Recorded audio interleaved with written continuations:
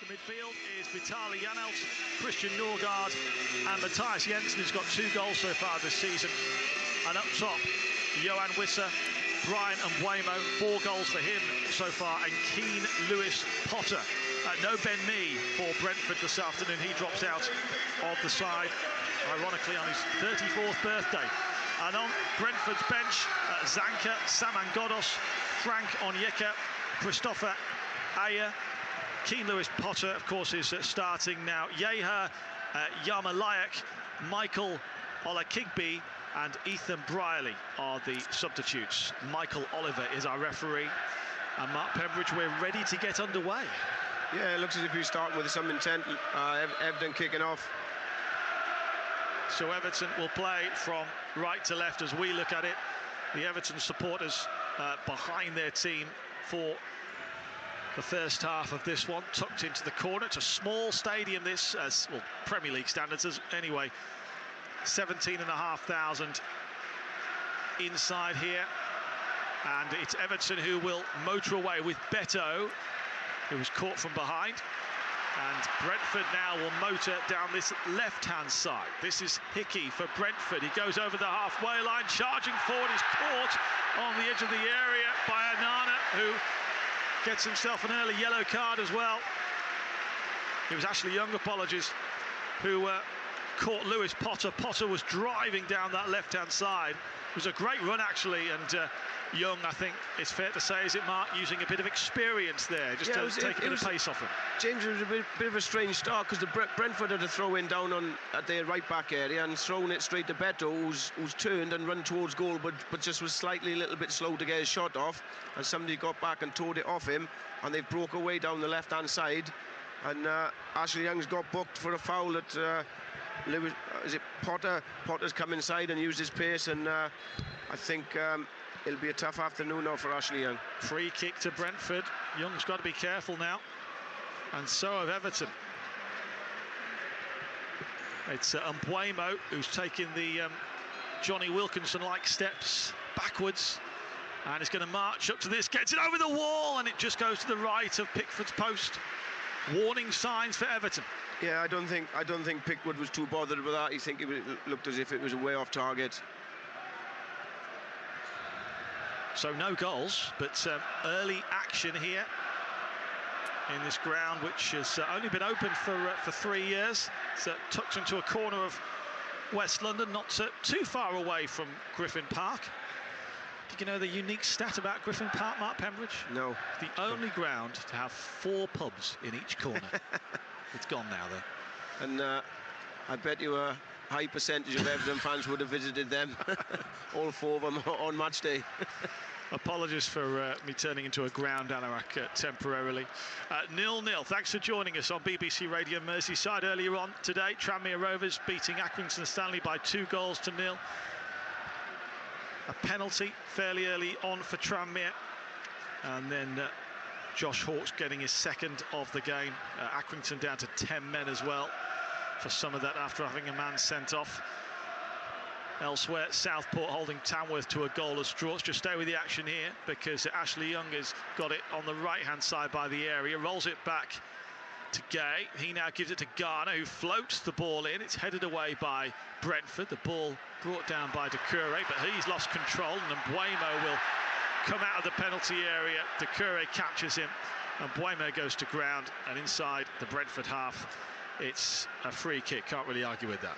No, you can't. No, and with Brentford, what they look to do, they look to break really quickly and surprise you. They have got pace in the wide areas. They do use that pace to get the ball wide, and they're quite keen. The wide players are quite keen to run with the ball or run in behind without the ball as well. Brentford have won 1, drawn 3, and lost 1 so far this season at home. They've drawn their opening 2 matches, but led in each one of those. Everton have a throw-in, which will be taken almost by their own corner flag. Mikolenko throws it downfield.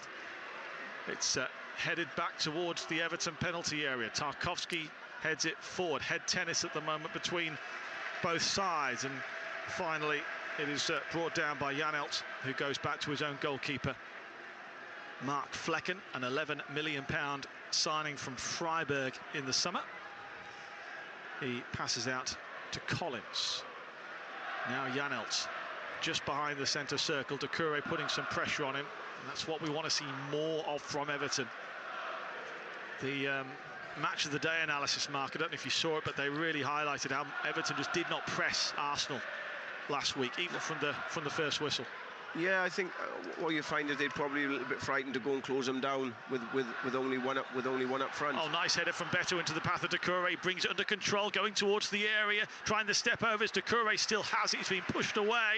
He uses Dwight McNeil just on the angle of the area, who twists and turns and sends the ball in. It comes off Roerslev and it's out for an early Everton corner.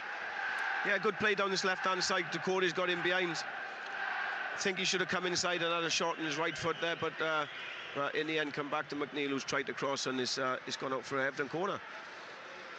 Brentford like to score, but they also like to concede as well, yet to keep a clean sheet at home so far this season. Draws at home to Tottenham and Crystal Palace. If my memory serves me correct, James, they really break quickly from this corner if the goalkeeper catches it. Corner taken, it's fisted away by Flecken, the goalkeeper, but Everton keep the pressure on. It's Garner who puts it into the mixer from the left-hand side. Tarkowski with the header, Doucouré, yes, it's a goal! And Abdoulaye Doucouré opens the scoring for Everton. It's the perfect start. And Doucouré gets his second goal of the season. Everton celebrate. And it's the perfect response. Brentford 0, Everton 1. Yeah, great play. We've got a corner, they've cleared it out, but we've picked up that second ball and kept putting them under pressure. I think it's a cross from McNeil, I think it was. Tarkowski's got a little header down into Doucouré's path, and he's flashed it across the front of the keeper into the far corner. Corner taken. It was Garner. Flecken fisted away. And Everton, to be fair, could have retreated, but they decided to keep pressing. And again, the ball comes over from Garner. It was Tarkowski with a header, as you rightly said, Mark, and then put in by the right foot of Doucouré on the edge of the 6-yard box. Yeah, 1-0 Blues. Tarkowski's headed it back across the goal. Doucouré half volley from 6 yards out, across the keeper into the far side netting. Great goal. Well, Sean Dyche wanted a response from the Arsenal defeat. He's got one early doors, and that really will get the players' tails up. Everton in the lead at the G-Tech Community Stadium with just 6 minutes on the clock. And you can see now from the players there's a bit of fire in their belly. Yeah, but this is not a problem, James, but you know, I hope we're not going to start sitting deeper and deeper and deeper and encourage Brentford. We need to keep playing our game how we've started off for the first 6 minutes, 7 minutes of this game. Well, there's still 84 minutes to play, so a long way to go. Sean Dyche in the what is becoming a traditional white shirt and suit trousers, just in front of us on the edge of the technical area, giving advice to his team. Ball at the moment is in the halfway line, and Beto tries to get away from the defence there, but there's an infringement, and there's going to be a free kick to Brentford. Listen to those Everton supporters. They've quietened the home fans here.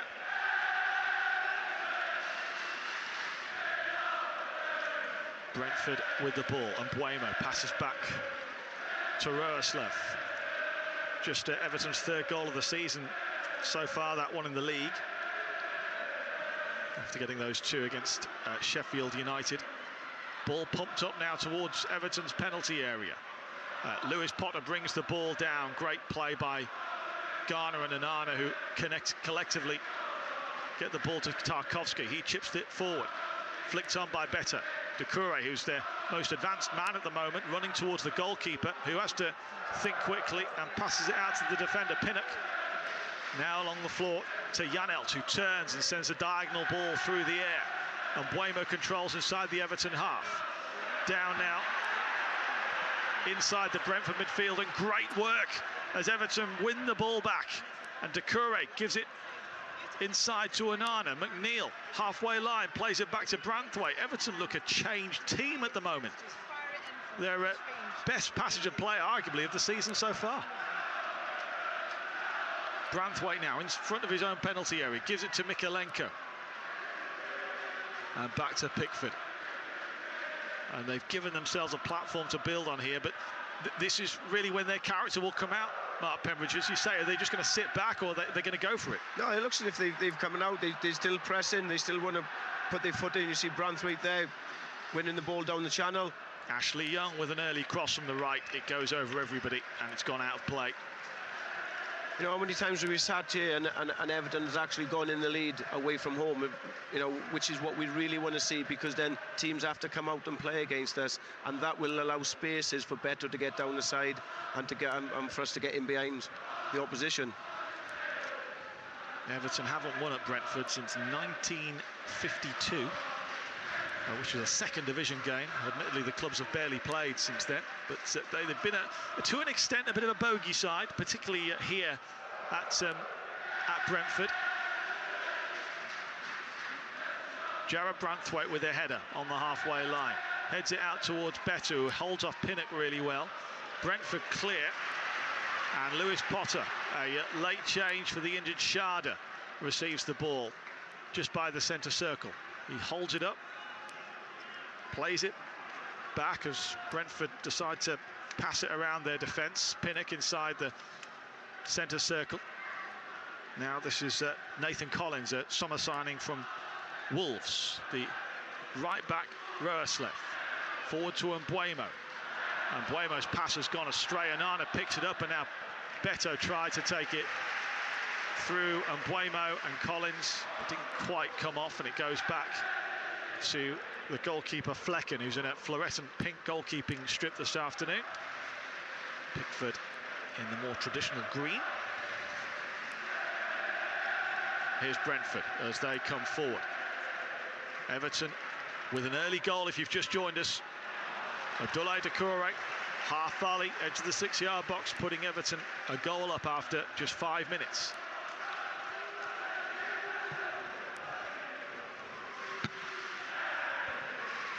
And what a massive fillip it would give as well to the away record, because coming into this one, it's 3 wins in 38 league away matches. They need to do something about that. We all know that. Here's Lewis Potter, edge of Everton's penalty area to Hickey, but it's intercepted by Doucouré. Everton are winning the ball back so much better than they did against Arsenal this afternoon. Brentford have it, left-hand side, as they play down that left-hand touchline. And they've now, Everton are forcing Brentford to play around their halfway line at the moment. Now they're going to switch sides to the right, Mbeumo. But he decides to go back, and this is great shape, isn't it, Mark Pembridge, from Everton? Great work off the ball. Yeah, good discipline, good shape, back 4, midfield 5 in front of them. Jensen seems there, free player, and just floats around and goes wherever he wants to, playing in between playing in pockets and playing in between the lines all the time, trying to pick the ball up and showing good angles, but the moment they can't get that ball into him. Branthwaite for Everton picks up a loose ball, gives it to Onana, slots it inside to Garner. Gay, who runs through the centre circle, gives it to James Garner. Plays the ball back. I suspect Sean Dyche wanted them to go forward on that occasion, but he went safety first, James Garner. And now Mikalenko has given the ball away to Wissa, but Wissa's pass to Mbeumo was not in the right direction, and it's going to be a throw-in to Everton, who lead by a goal to 0. On the left-hand side, Vitaly Mikalenko to take. Everton, by the way, looking for their first win in 14 games in London. It's been a long time since Everton won in the capital. In fact, it was Carlo Ancelotti who was the manager, and the opponents were West Ham back in 2021, can you believe?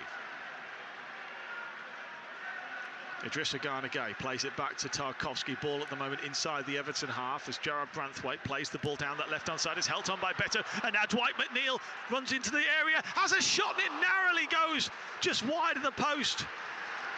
It might have just struck the back of the net, but instead it goes the other side of the post, agonisingly wide, and Everton close to doubling their lead. Yeah, great ball down the channel. I think it was from Mikalenko. Beto's got a little flick on. McNeil's running behind. Just close his angle down a little bit as he took his first touch, and inches wide from the far post. Dwight McNeil, who's looking to get off the mark this season, going close for Everton. BBC Radio Merseyside, if you just joined us, it's Brentford 0, Everton 1. Abdoulaye Doucouré in the 5th minute, giving Everton the lead. At the moment, Janelt has been penalised for a rather courageous challenge, shall we say, on James Garner. He got the ball, but that could have easily have gone wrong. Yeah, if he didn't get the ball, I think he might have been in a little bit of trouble, because I think he sort of went with 2 feet, didn't he? Free kick. I think the referee felt it was dangerous play. This is a real test, isn't it, Mark, for this Everton team, because it's a long time to go to defend a lead. Yeah, it is. Yeah, but you know, we passing the ball around. We look defensively. We look quite strong. Mykolenko inside his own half, inside the Brentford half. Sorry, played it to Branthwaite, and now Everton are in their own half. Jordan Pickford has it. He's outside of his area, and he blasts the ball forward towards the opposite penalty area. Roeslev heads, but it comes down for Mykolenko. Inside for Doucouré, crosses it into the area. It's cleared. It's controlled by Garner Gay, who comes back on himself just outside the area. Leaves it for Onana. Square ball to Tarkowski, who's inside the Brentford half. Plays a 1-2 with Onana. Over to Branthwaite now, looking assured. McNeil, and Everton can afford to just pass it around, sitting on a 1-0 lead. Onana forward into Garner. Lovely interchangeable play by Everton, and the referee has blown the whistle. It's a foul for Everton. I just wonder, Mark Pembridge, if they'd have preferred it to play the advantage. Yeah, I dare say, yeah, I think he could have played on for a second longer. Obviously, the ball's been popped in, like we said, Garner from the start, who plays in that pocket and plays a little bit narrower. That ball's got played into him, and he's played it with the outside of his right foot, I think, and kept running into Beto's feet, and I think he's just got pulled back. But I would like to see that gone on for like 3 or 4 seconds longer before the referee pulled it back. Free kick to Everton, McNeil to take. 16 minutes gone. McNeil goes square. Garner chips it forward. First up is Onana, whose header isn't on target, and it goes wide, and it's out for a Brentford goal kick. Yeah, nice little free kick from the training ground there. Instead of McNeil playing it in, he's played it wide, and he's played it on the far angle again, with Onana using his height advantage against one of the shorter Brentford players. Well, Tottenham, Crystal Palace and Bournemouth have all come here and have taken something away, as Flecken, the goalkeeper, just about gets away with playing it out under pressure from McNeil. And now Everton's play has forced Brentford to put the ball out of play, and it's going to be a throw-in. Good pressure from the midfield and the forward line from Everton. Brentford with the ball at the moment. It's Collins, brings the ball away from the D, gives it to the right back, Roeslev. Inside now to Wissa, who has lost control, and Everton win the ball back. It's McNeil, who from the halfway line turned and angled the ball towards Beto. It's run through to Garner, right-hand side. Garner puts the ball into the area. It's a header which temporarily clears for Brentford, who have not started well at all, but take nothing away from Everton.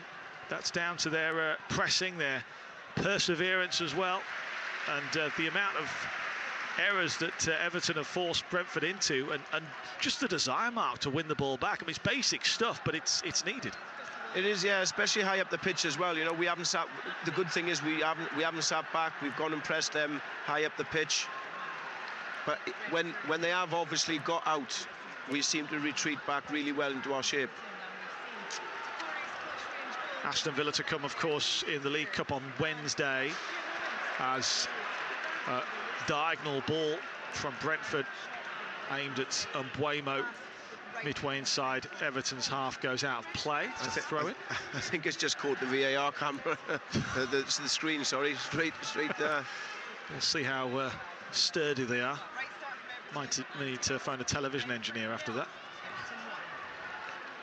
Phony local sharp dealer in the old just moving forward on Wednesday. What we talked about earlier, James, they might even start with 2 up front if he's experimenting on the training ground at the moment. It might be a good time for the cup game on Wednesday to play 2 up front. Dominic Calvert-Lewin on the bench for Everton this afternoon. 19 gone. Brentford 0, Everton 1. Abdoulaye Doucouré with the goal that separates the two sides so far after just 5 minutes.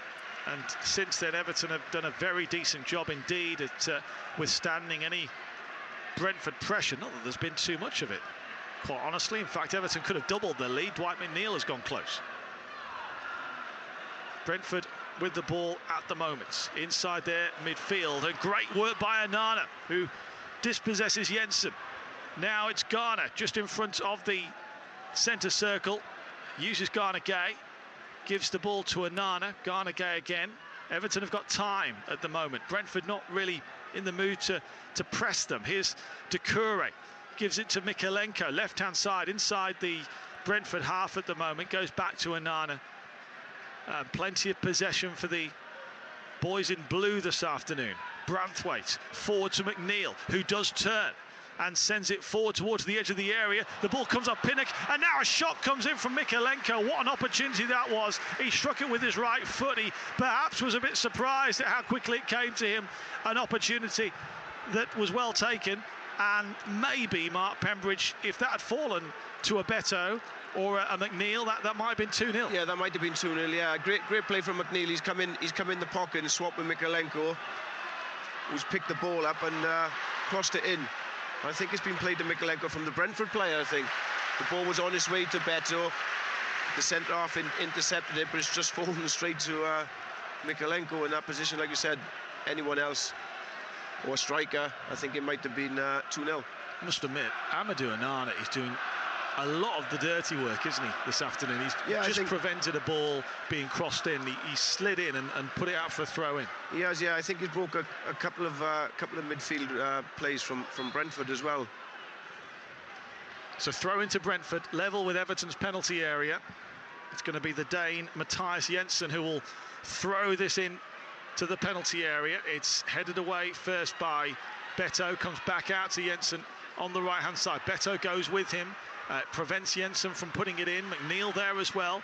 Back to Mbeumo, disappointing cross, then Branthwaite hits it high into the air, comes back down, and Mbeumo doesn't manage to get anything on it, and Beto pokes the ball forward now to Dwight McNeil. Everton in the ascendancy. McNeil crosses from the left-hand side. It drifts through the penalty area amid a sea of players. How that didn't get on the end of anyone, I'm not sure, but it's a throw-in on the other side now.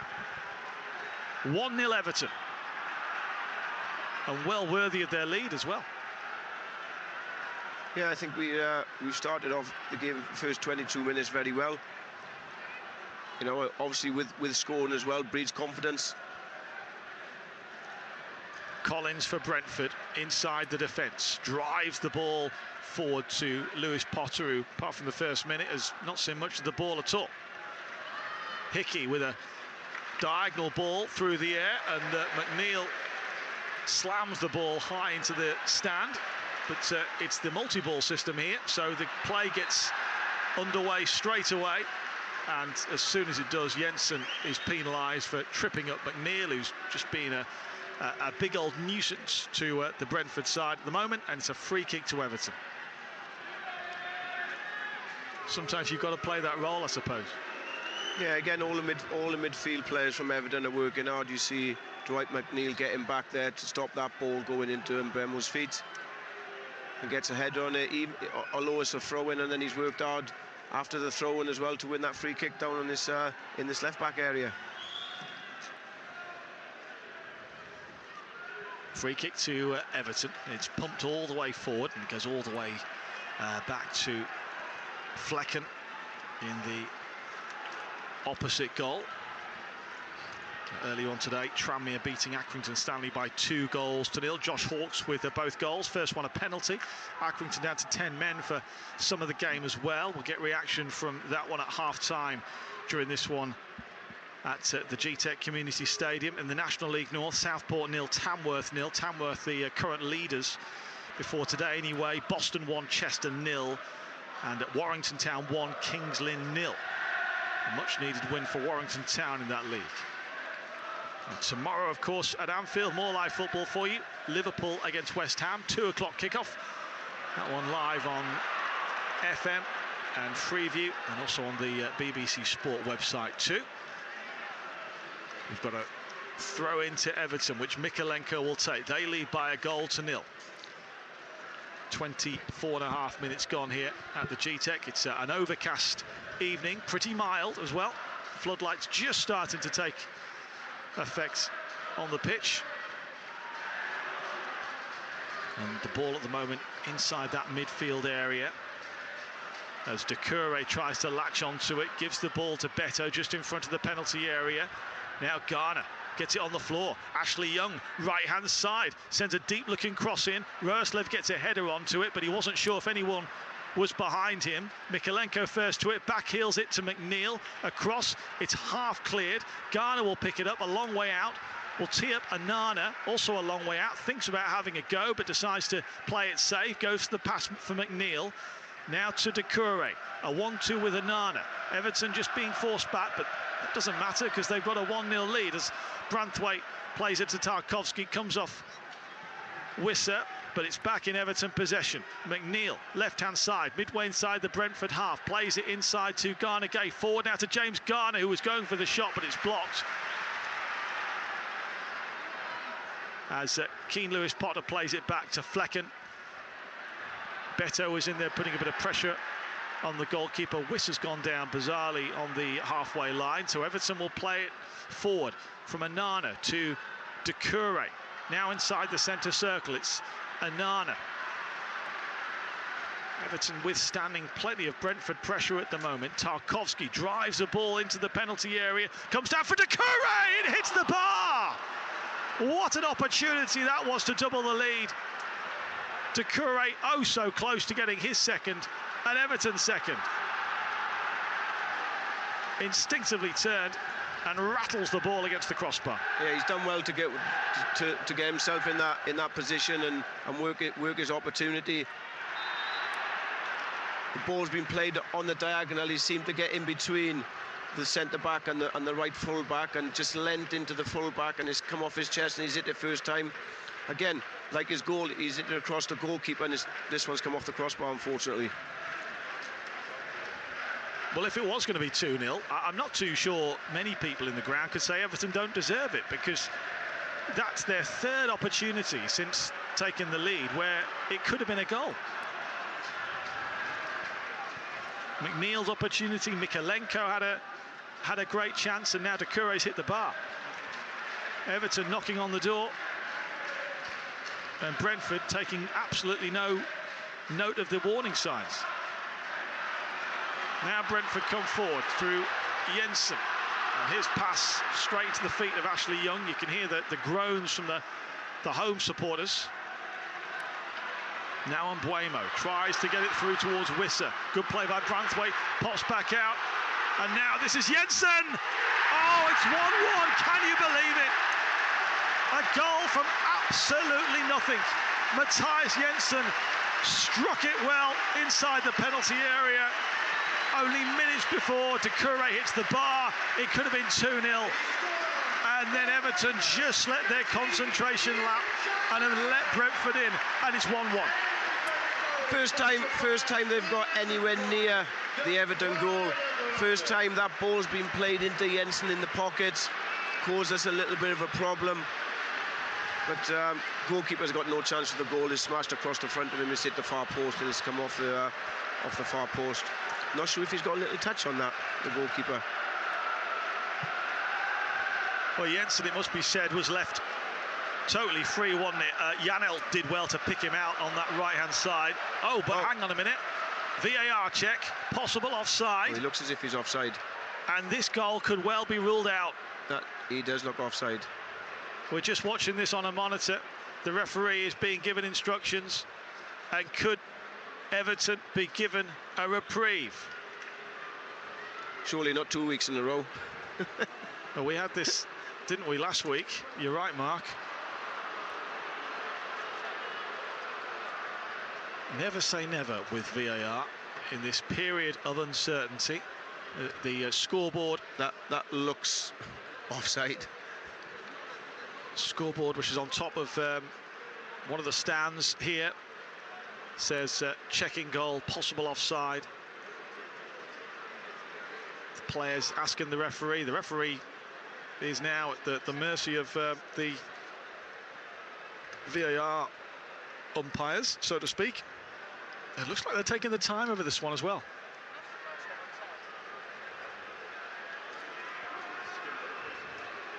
So a period of uncertainty. Nobody really knows what's going on. It's a goal. It has been given as Michael Oliver points to the centre circle and the centre spot. The person who we thought was offside, the ball didn't actually go to him.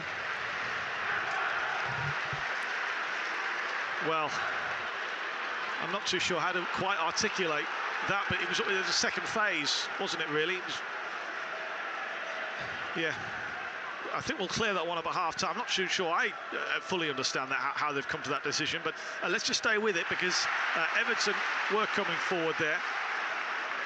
Because surely, if any phase is offside, is it not offside? But I think the player who they thought was offside didn't actually pick the ball up. I see. So he wasn't active. Yeah. Okay. You need a degree these days, don't you? So half an hour gone. It is 1-1 after we were all tempted into thinking that might be scratched off. Yeah, we can't lose our heads now. We know we got to keep playing the way we've been when we were 1-0 up. Okay, keep our shape. Lewis Potter for Brentford cuts inside, sends a ball into the penalty area. Branthwaite has to be on the money and heads out towards the corner flag. Ashley Young helps it away, but Everton are under pressure at the moment. And seriously so for the first time in this contest. It's Mbeumo, right-hand side of the penalty area. BBC Radio Merseyside. Doucouré's goal cancelled out by Jensen, and it's 1-1. It's amazing how they can score a goal from nothing that sparks Brentford into action.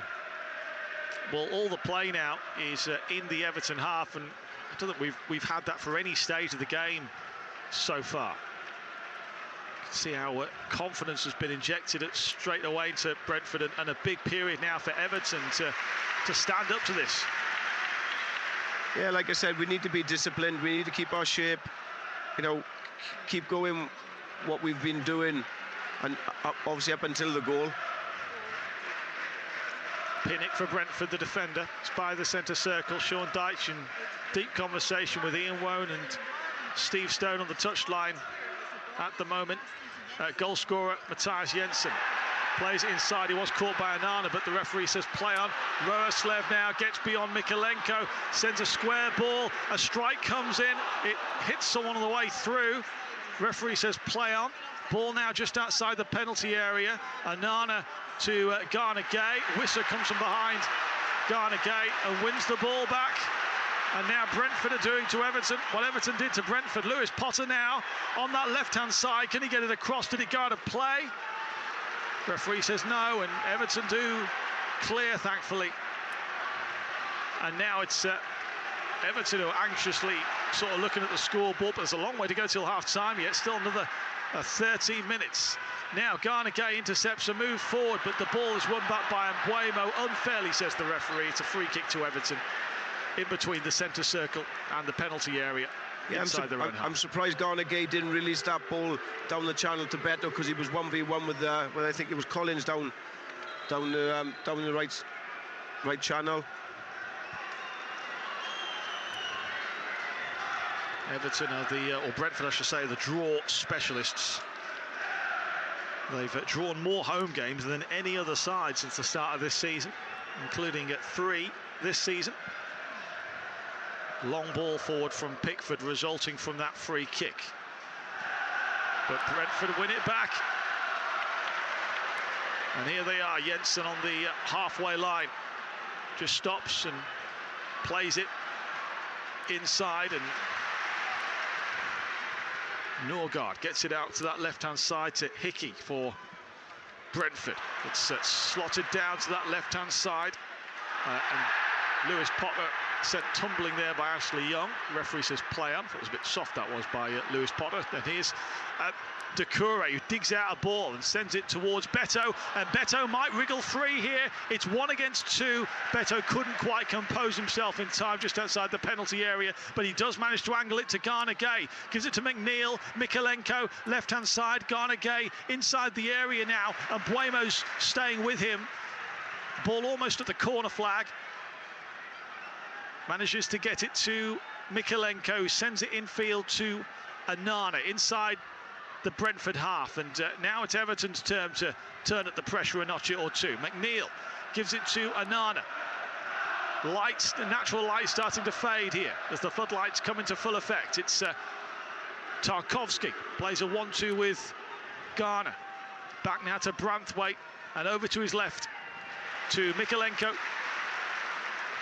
And Buemo wins the ball back for Brentford and plays it back to Mads Roeslov. It's 1-1. It's a good contest, Mark. It is, yeah. We just need to keep the ball and take the pressure off ourselves a little bit. You know, Mikalenko just give the ball away there cheaply.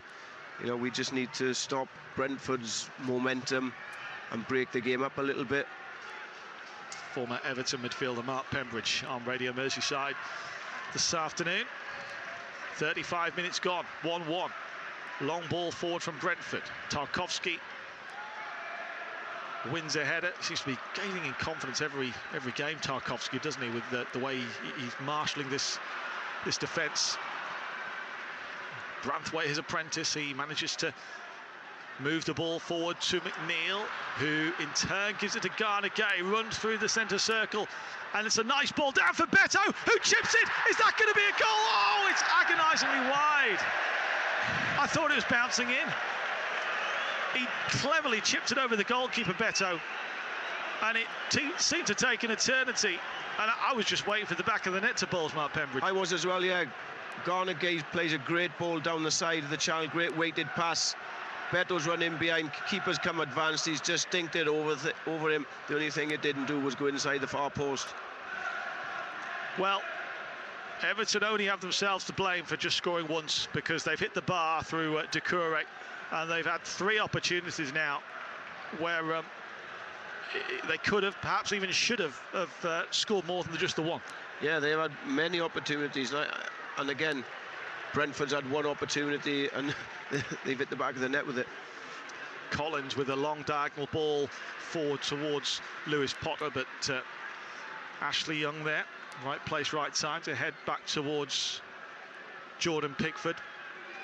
Yeah, Abdoulaye Doucouré sent a ball crashing to the crossbar. Vitaly Mikalenko had an opportunity that fell to him inside the penalty area. But, you might remember as well, Dwight McNeil also sent a ball narrowly wide, so Everton have had plenty of opportunities, and that will be their frustration that they've not made more of that. As Mikalenko, as a ball came spinning towards him, and Buemo just behind him, just in front of the penalty area, decides to put the ball out of play and play it safely. Throw into the home side. What's very noticeable is Beto's won nearly every single header. Every time the ball's gone up, he's got his head on it. And the quicker the other players from Everton can realise that and gamble and get the knockdowns, which we've been doing up until Brentford scored. This is Jensen. It's going to go for the long throw into the penalty area. It goes. It's Beto who does head away, actually, and then the ball is smashed towards goal by Aaron Hickey, and it goes over Pickford's bar and into the Brentford supporters. And I suppose that is about learning to play together, isn't it? Learning each other's strengths when you're recognising that. It is, yeah. And for me, he's been very impressive so far today, Beto. He's held the ball up. He's taken pressure off. He's taken pressure off the team. If he doesn't win the header, the centre halves are not having a clean header, or it runs through, like we just seen a second ago there. McNeil wins the ball back for Everton inside the Brentford half, but then he's dispossessed by Jensen again. Norgard for Brentford, and Janelt angles a ball towards Lewis Potter on the left-hand side. The former Hull City man gathers the ball, gets support from Hickey, who's playing in a unorthodox left-back position today in absence of Rico Henry. Now Collins comes from the centre-half position and moves forward and just runs straight into Onana, and that means Doucouré can pick up the loose ball and play it forward to Beto, who steams forward. Beto still going into the area, squares it. Oh, and Doucouré goes down. I'm not sure if he was pushed or he slipped. It's Onana, sorry, who's gone down inside the penalty area. He looks hurt as well, Amadou Onana. I think he's turned his ankle. Well, the referee hasn't officially blown his whistle, but there's, I think, pressure on Brentford to play that don't think their players really know what to do, and in the end, Hickey does, I think, do the sportsman-like thing and put the ball out of play. Sportsman-like, but why didn't Hickey kick it out like 20 seconds ago? Hickey's now being given a rough ride by Abdoulaye Doucouré. In the meantime, I think he's been clipped, you know. Well, could we have VAR look at this? Onana went down. You look at, he's been clipped. He's been clipped by the defender. This is something that surely VAR can look at, have to look at. Onana's back on his feet now.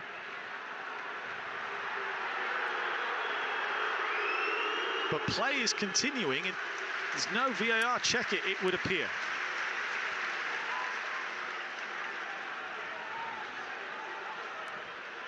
Well, I'd like to see that one again, Mark Bembridge. Definitely, yeah. But that will do Everton's confidence good at the very least, just to get themselves back in the game after Brentford got a goal. But Brentford coming forward again. This is Mbeumo, who from the right-hand side angled it, and at the back stick, nobody can get on the end of it. It's gone out of play. Yeah, Garner Gay gives the ball away cheaply in midfield. Brentford break, play it down this right-hand side again. Mbeumo with the shot, and I'm not too sure whether he was shooting or whether it was a pass there, but I think he mishit it, didn't he? Yeah, he did, yeah. And then right at the back stick, Lewis Potter arrived too late and put the ball out of play, but Mbeumo, I think, fooled us all because it looked like he was going for the shot, but it ended up being a pass. But another warning shot for Everton. This one, it's an obvious thing to say, but this one could go either way. It can, yeah, but again, another mistake, another passive mistake. I think Garner Gay should have taken the ball forward rather than try and turn back on himself. BBC Radio Merseyside, Saturday night football. It's Brentford 1, Everton 1, but Everton in particular having a hatful of chances in this first half. They've hit the bar through Abdoulaye Doucouré, but Brentford have also gone close on a couple of occasions as well. Earlier on today, Crystal Palace 0, Fulham 0, Luton 1, Wolves 1. Wolves with 10 men for most of the game, and Manchester City beating Nottingham Forest by 2-0. Diagonal pass now towards Mbeumo, intercepted by McNeil, gives it to Mikalenko, who from his byline chips the ball forward towards the halfway line. Picked up by Norgard, whose ball is dummied by Roeslev, and Mikalenko uses his body to prevent Roeslev from getting onto the end of that. Throw into Everton, level with their own penalty area.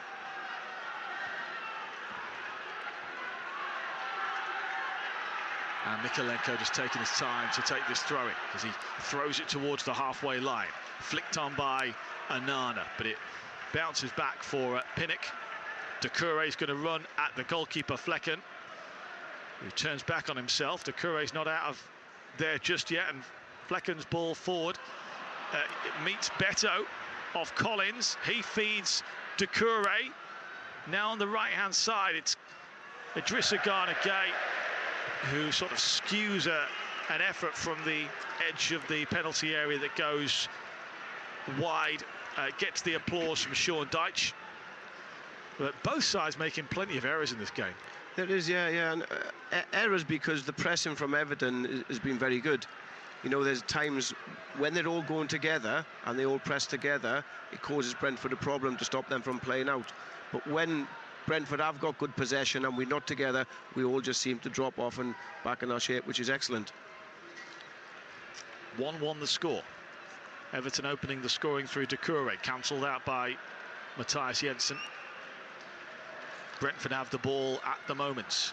It's Roerslev playing it right back, gives it to Mbeumo, who comes back into his own half, back to the defender Nathan Collins, and now Ethan Pinnock forward to Vitaly Janelt.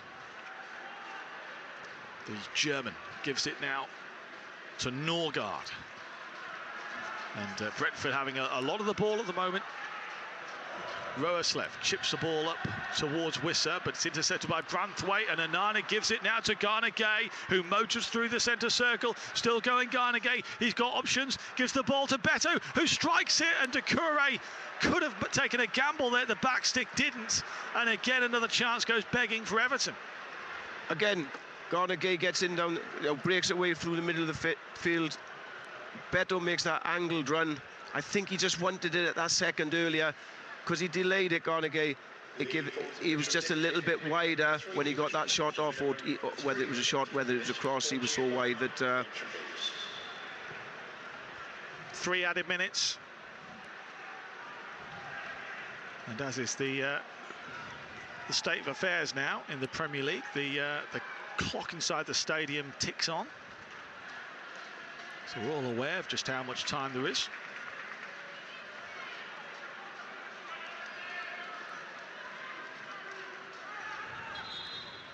Throw into Brentford. Michael Oliver just wants it retaken because Brentford had ventured a little too far forward. Roerslev, the right back, throws it back to Collins. Square ball to Hickey, and Everton are going to press Brentford now because Brentford have played the ball all the way back to their goalkeeper. Beto is going to run at Flecken, who sends a high ball all the way through, and Branthwaite first to it above Wissa. Garner Gay under a bit of pressure, passes back to Pickford. Wissa will run in on the England goalkeeper, who passes short to Tarkowski, and out now to Garner Gay, who has given the ball away. It's intercepted. Wissa's gone down under pressure from Branthwaite. It's a half-hearted appeal, I think, from Brentford. That was that was soft, and they're going to give that. They'd be giving them for everything. McNeil now inside the centre circle. Gets it out wide left to Doucouré. McNeil on the overlap. Sends a ball in from the left-hand side towards the back stick. It's James Garner who picks it up right on the byline there. It's been pushed out of the penalty area. 1 minute of added on time to go. Ball back in from Young, this time from the right-hand side. Headed away, but only as far as Mikalenko. This is Dwight McNeil now for Everton. Being forced away by Mbeumo. Gives it to Doucouré, who has a little look around. Garner Gay helping him out. And now McNeil running at the Brentford midfield. A little way out from the penalty area. Tarkowski just chips the ball forward. Oh, he does get a little nick there off Doucouré. Not quite in the right place for Onana. But Everton again threatening, and if I was Sean Dyche, Mark Pembridge, I'd be saying we can go and win this. Yeah, most definitely. Yeah, especially the way we've pressed, and what I've been really impressed with the amount of second balls we pick up. Even when the ball was in the box and Brentford clear it, we are picking that the second ball up, and we're on the end of it to sustain and keep Brentford under pressure. It's felt like a very decent workout so far, and it says a lot to say that Everton's disappointment will be, yes, the goal, but I think also they've not scored more because they've had the opportunities. And Michael Oliver brings the half to a close. 1-1 it finishes after the first 45. Abdoulaye Doucouré giving Everton the perfect start after a difficult week following the rather insipid showing against Arsenal last time out. Everton has showed more fight and more gumph from the off this time around. And Doucouré firing Everton ahead after just 5 minutes. And they've had opportunities as well, and had opportunities to increase that lead. The ball fell to Mikalenko inside the penalty area off a Brentford player. He looked almost surprised to to have the opportunity, which went wide. McNeil carved himself a good opportunity as well, which went narrowly wide of the post. Doucouré hit the bar, but of course that's the law of football, isn't it? That you can have all the opportunities. If you don't take them, you get punished, and that's what happened when Vitaly Janelt picked out Matthias Jensen on the right-hand side, and Jensen taking advantage of being unmarked and fired home from the right. But again, Everton having their opportunities to maybe get back in the lead. But it is just 1-1, Mark Pembridge. But it's been a glass half full half, if I can put it like that. It is, yeah. We started off really well. We've got the goal, and then Brentford create one chance, score goal, and it sort of rocked us a little bit. But we've come back into the game a little bit now, and we've created chances. You know, my worry is we need to start taking these chances, you know, to release a little bit of pressure off our back four, off the rest of the team. But, you know, we've shown that they've got a game plan, that when they're all set, they do go and push on, make Brentford pay long, and we've picked up lots of second balls. When we haven't gone to press, and if it's only Beto by himself, he will just drop back in, keep a good shape, five across the midfield. Difficult to get the ball into Jensen. Yeah, I think McNeil plays from in to out early on to stop Mbeumo getting the ball, so he goes to the full back, then he goes to close him down, which is obviously the game plan, you know, stop that ball going between our midfield and our back four. So second half, I think, could provide pretty much anything. Both sides have made the odd error, but out of the two, you'd probably say Everton are winning this one on points, but it's the goals that count. We'll be back for second half commentary from the G-Tech Community Stadium as the natural light starts to fall here in West London, and we'll get some reaction shortly from our games that kicked off at 3 o'clock. But half-time here, it's Brentford 1, Everton 1. Email radio.merseyside.sport@bbc.co.uk or follow us at BBC Mersey Sport. And thanks to Mark Pembridge and James Mountford. Just a couple of later scores from the online commentaries that we've got ongoing in Rugby League. Featherstone leading Widnes by 6 points to 0, and St Helens women just in front against Leeds by 2 points to 0. Commentary on those games via the BBC Rugby League web pages. I'll keep you up to date with those, and of course the full-time scores as well. Elsewhere in Rugby Union today, Bedford Blues beat Caldy by 32 points to 24. And a later score in the World Cup, England in control against Chile in Pool D. They lead by 57 points to 0. Earlier on today, in our first commentary game of the day, it all went well for Tranmere.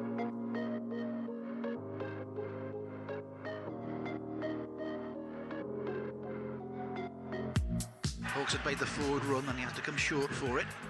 Henry's gone ahead of him now, but Hawks comes back towards Jordan Turnbull. Henry's down the touchline. Now Hawks can turn, get his head up, try and play the ball in, looking for Sam Taylor beyond the far post. Inside the penalty area is Sam Taylor. Appeals for handball there, and the official has waved on that far side.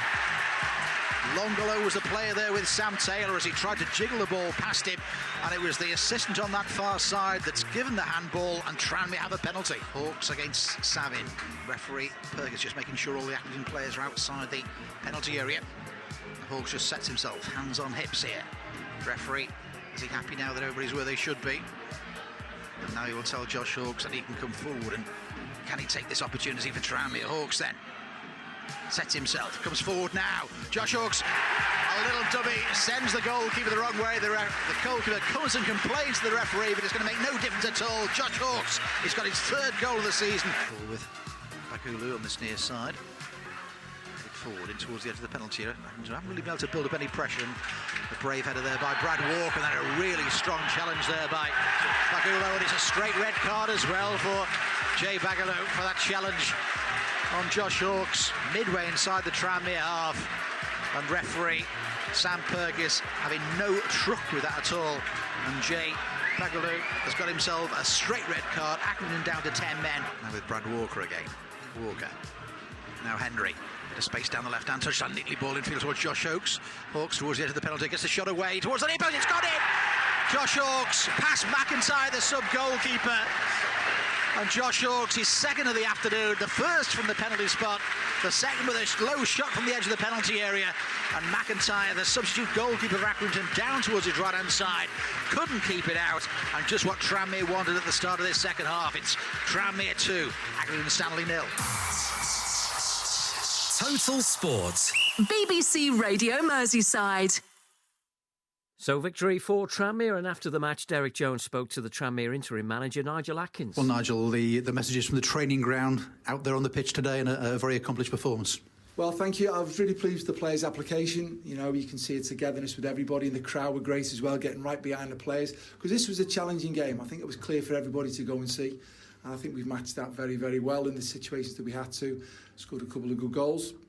Obviously, once from a penalty spot, but it's creating situations. And from my point of view, the players, the whole of the playing squad and the staff are all working very, very hard for each other in the cause, which is Tranmere Rovers. And compare that to last week, I suppose. You mean, you're happy to score 2 goals away from home, but you weren't happy to concede 3.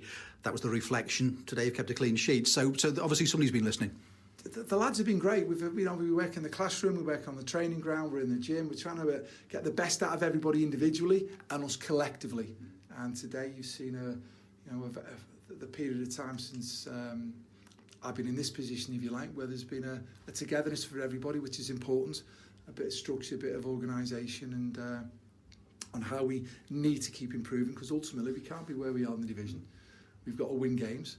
It's the how we win the games of football, and just keep banging on the messages, and then just keep improving, because there's many things we've got to improve on from today. I've made the players well aware, so we're back in Monday morning getting ready to learn the lessons from today's game and drive on. And just how important, though, was it to get that first win, if you like? It's been a long 15th of August, I think, was when the last victory the club had.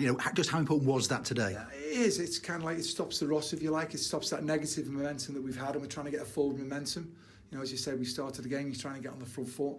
We've got to get a momentum about ourselves, and that only comes by everybody pulling in the same direction. It's like that big boulder, if you like, that's there.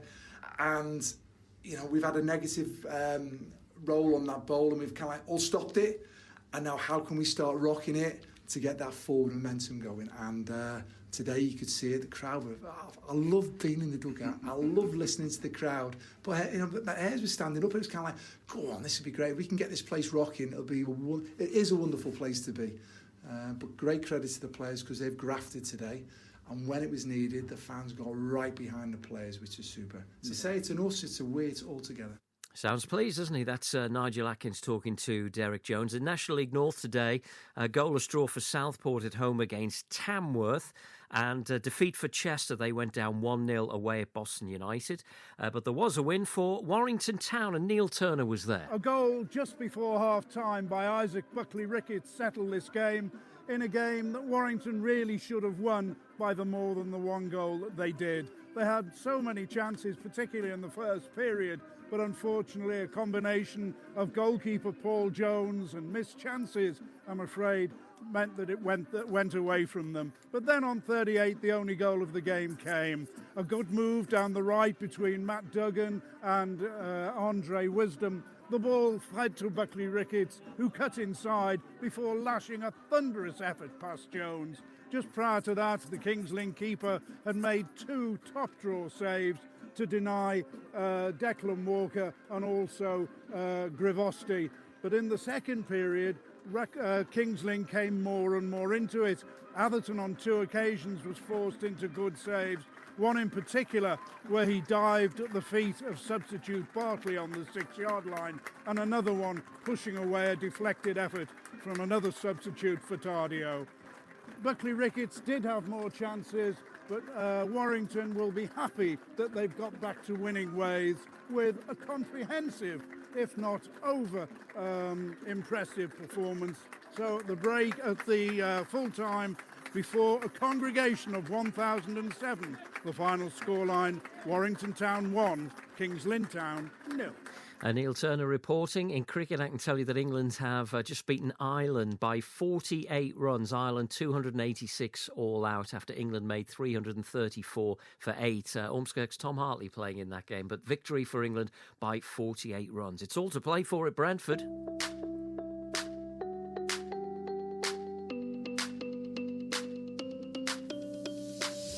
Corner taken, it's fisted away by Flecken, the goalkeeper, but Everton keep the pressure on. It's Garner who puts it into the mixer from the left-hand side. Tarkowski with the header, Doucouré, yes, it's a goal! And Abdoulaye Doucouré opens the scoring for Everton. It's the perfect start.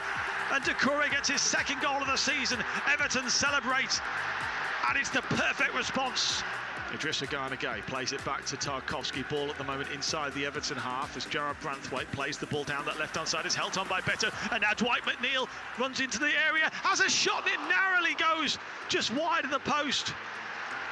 It might have just struck the back of the net, but instead it goes the other side of the post, agonisingly wide, and Everton close to doubling their lead. Branthwaite forward to McNeil, who does turn and sends it forward towards the edge of the area. The ball comes up Pinnock, and now a shot comes in from Mykolenko. What an opportunity that was. He struck it with his right foot. He perhaps was a bit surprised at how quickly it came to him. Tarkowski drives the ball into the penalty area, comes down for Doucouré, it hits the bar. What an opportunity that was to double the lead. Doucouré oh so close to getting his second, and Everton's second. Now Mbeumo tries to get it through towards Wissa. Good play by Branthwaite, pops back out, and now this is Jensen. Oh, it's 1-1, can you believe it? A goal from absolutely nothing. Mathias Jensen struck it well inside the penalty area. Only minutes before Doucouré hits the bar, it could have been 2-0. And then Everton just let their concentration lap and have let Brentford in, and it's 1-1. Long ball forward from Brentford. Tarkowski wins a header. Seems to be gaining in confidence every game, Tarkowski, doesn't he, with the way he's marshalling this defence. Branthwaite, his apprentice, he manages to move the ball forward to McNeil, who in turn gives it to Gana Gueye, runs through the centre circle, and it's a nice ball down for Beto, who chips it. Is that going to be a goal? Oh, it's agonisingly wide. I thought it was bouncing in. He cleverly chipped it over the goalkeeper, Beto, and it seemed to take an eternity. And I was just waiting for the back of the net to bulge, Mark Pembridge. I was as well, yeah. But Brentford coming forward again. This is Mbeumo, who from the right-hand side angled it, and at the back stick, nobody can get on the end of it. It's gone out of play. Roeslev chips the ball up towards Wissa, but it's intercepted by Branthwaite, and Onana gives it now to Gana Gueye, who motors through the centre circle. Still going Gana Gueye. He's got options. Gives the ball to Beto, who strikes it, and Doucouré could have taken a gamble there. The back stick didn't, and again another chance goes begging for Everton. Live Premier League football. BBC Radio Merseyside. And just to tell you as well that England have beaten Chile in the World Cup in rugby union by 71 points to 0. Henry Arundel with 5 tries in that game. But can Everton get the points at Brentford? We'll find out. Brentford 1, Everton 1. Let's rejoin our commentary team of Mark Pembridge and match commentator James Mountford. Thank you very much, Ian. Welcome back to the GTEC Community Stadium. Still waiting the teams, but Everton substitutes have used the half-time to be warming up in front of us. Good to see Dominic Calvert-Lewin out here as well, with youngsters Lewis Dobbin and Mackenzie Hunt, who could make his Everton debut if he comes on this afternoon. We'll keep you up to date as well with the Rugby League going on. Don't forget you can hear live commentary online on the BBC Rugby League website. Just click there, you'll follow the instructions. Widnes trailing 12 points to 0 away at League champions Featherstone, and at St Helens women taking on Leeds in the playoff semi-final as well. Everton's players are back out, still awaiting Brentford. Mark, in the time you spent surmising and mulling over that first 45, what are your main sort of thoughts from it? I think we've got to start the second half. I think we've got to start the second half the way we started the first half, by going pressing, being disciplined.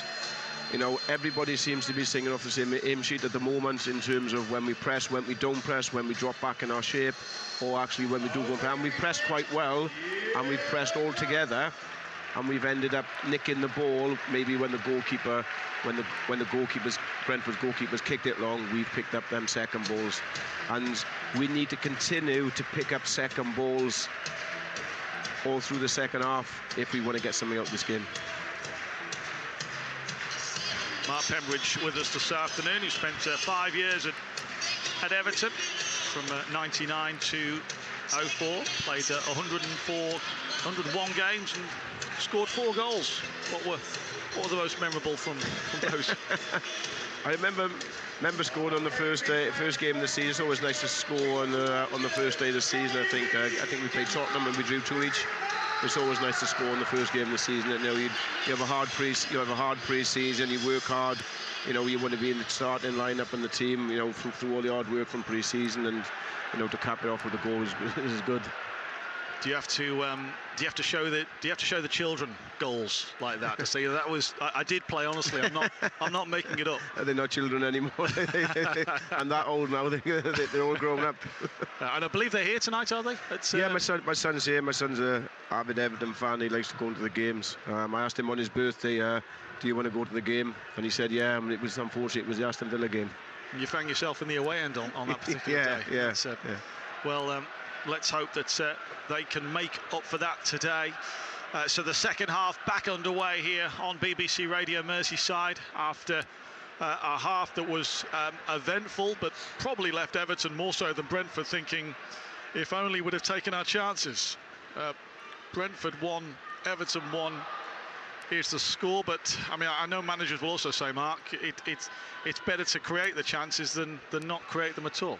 Yeah, it is. Yeah, we've been sat here last season saying we're not creating many chances. We don't look like as if we're scoring goals, but at least we are creating chances.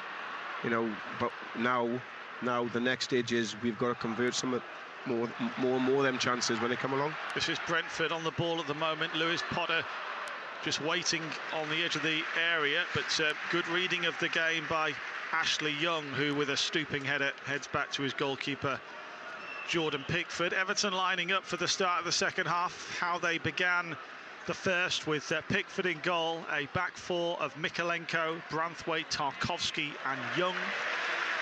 Midfield, say midfield because they have been interchanging, haven't they? Doucouré, Onana and Gay.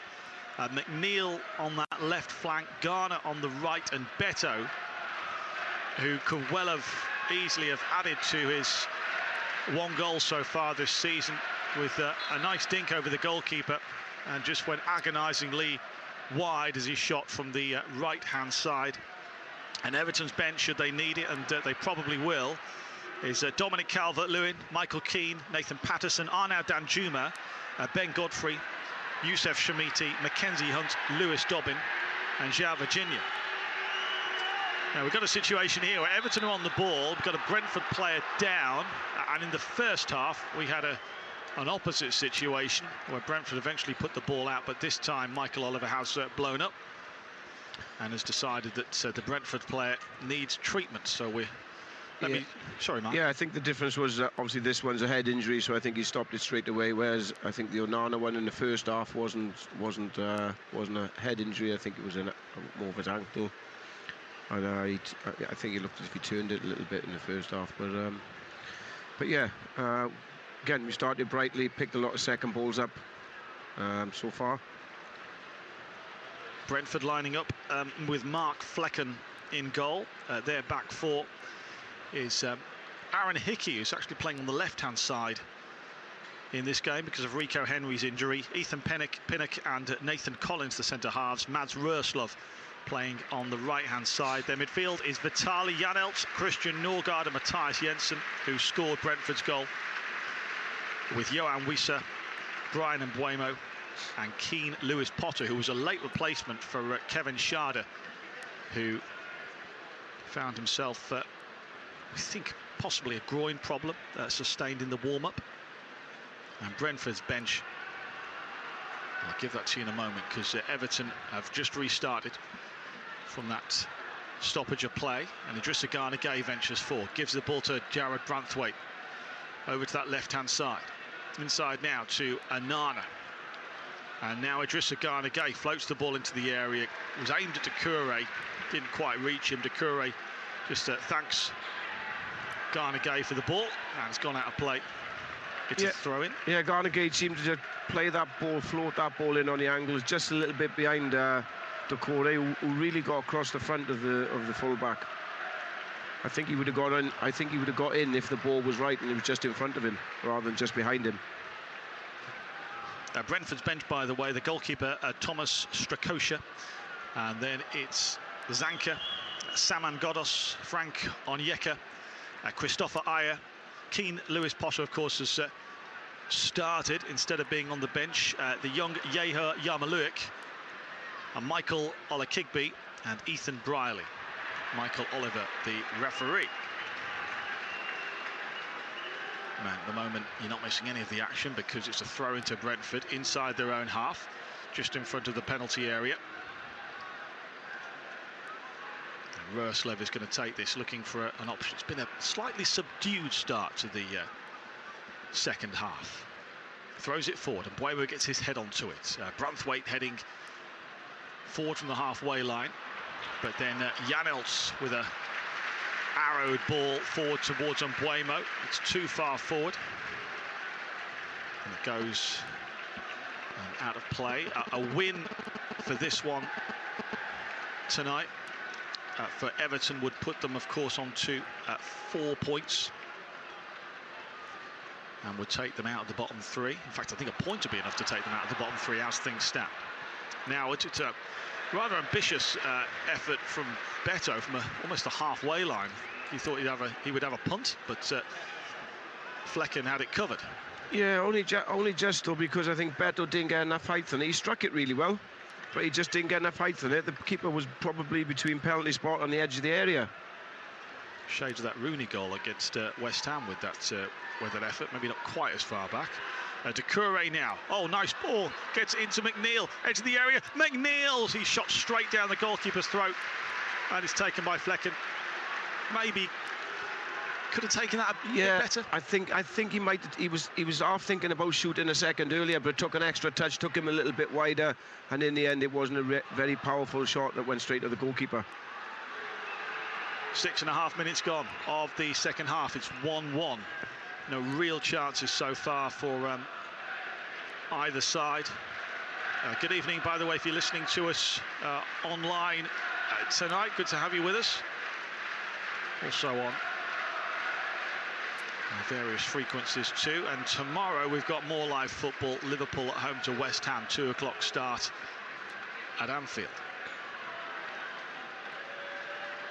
Flecken now in the Brentford goal.